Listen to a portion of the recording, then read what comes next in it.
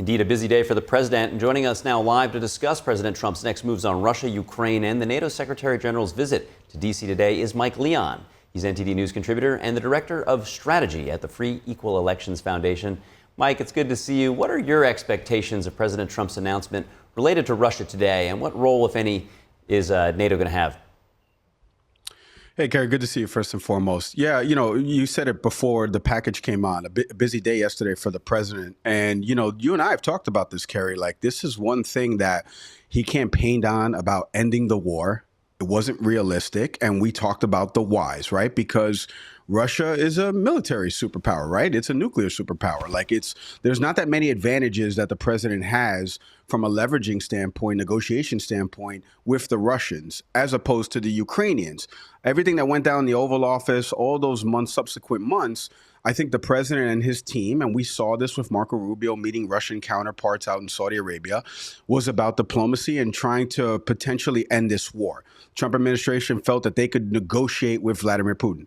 Obviously, in the last 8 weeks or so, it's become evident, as Axios reported about this phone call that Macron and Trump had, where Trump said he wants to take all of it. And I guess Trump's stance flipped on this, which is music to everyone's ears, because we've all known that Russia has been the aggressor in this war. We've all seen this. Russia invaded Ukraine, a sovereign country, a neighbor. So now that is finally has pivoted and positioned differently, I think this is incredibly telling for the United States from a foreign policy perspective towards Russia.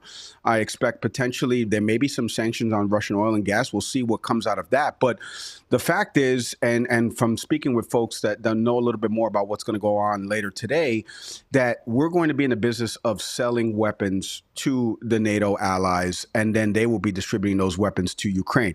I think Trump sees this as a business opportunity without putting U.S. troops, or anything else in harm's way.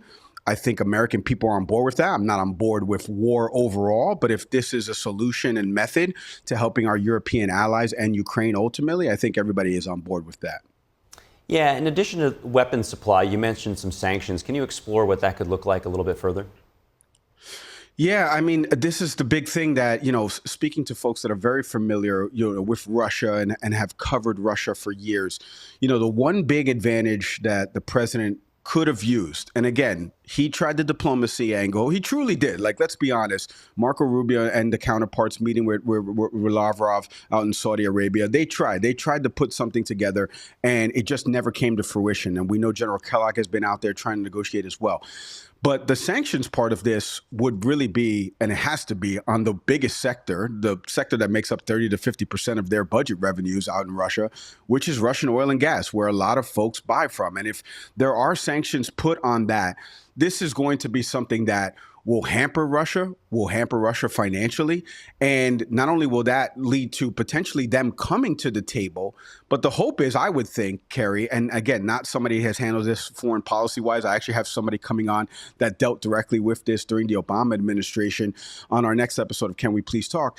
But the hope is that it brings Russia to the negotiating table. And what that negotiating table looks like is something that Russian President Vladimir Putin told Trump in that phone call, which is he wants to go more on the advancements of the Ukrainian territories where they have a strong foothold in right now. And I think that is something that, everybody campaigned on, that, like, look, if the war were to end right now, the war, Russia would at least get some of the land, right? And there's been pushback from Ukraine on that front.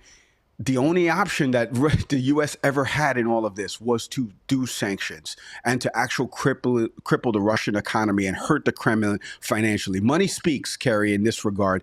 And I know Vladimir Putin is hearing that. And if there's sanctions that are announced today, Lindsey Graham was on the Sunday shows yesterday saying that there's going to be some strong sanctions being announced. This is something that will catch the ear of the Kremlin and Vladimir Putin.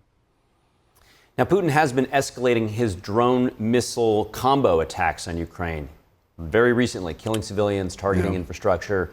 There's also much evidence he's been utilizing banned chemical warfare agents. Trump's made many attempts with an olive branch, as you mentioned. Has Putin dug himself in too deep, or do you see a path for him to be able to come back to the negotiating table, have an off-ramp, and rejoin the global economy in earnest? Kerry, the way you ended that question about earnest, right? This is part of the problem that folks that I've talked to that are members of the Ukrainian caucus, in the House, folks that I have just talked to that have run for the highest office in the land that support Ukraine because they know Russia invaded Ukraine.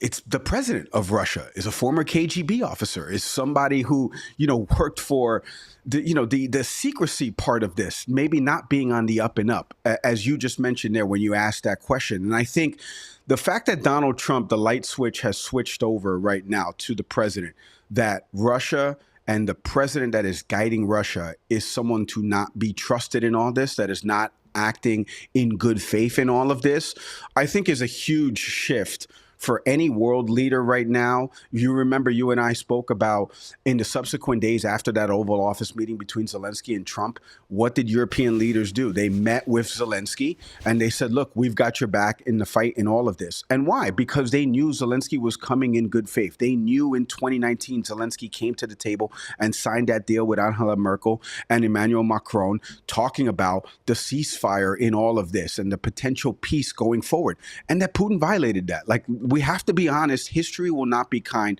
to Vladimir Putin. And I just don't see a way for him to come back in earnest, right? There's a lot of unanswered questions that the Russian president has not answered. There's this air of like he offers press conferences and there's this transparency behind it.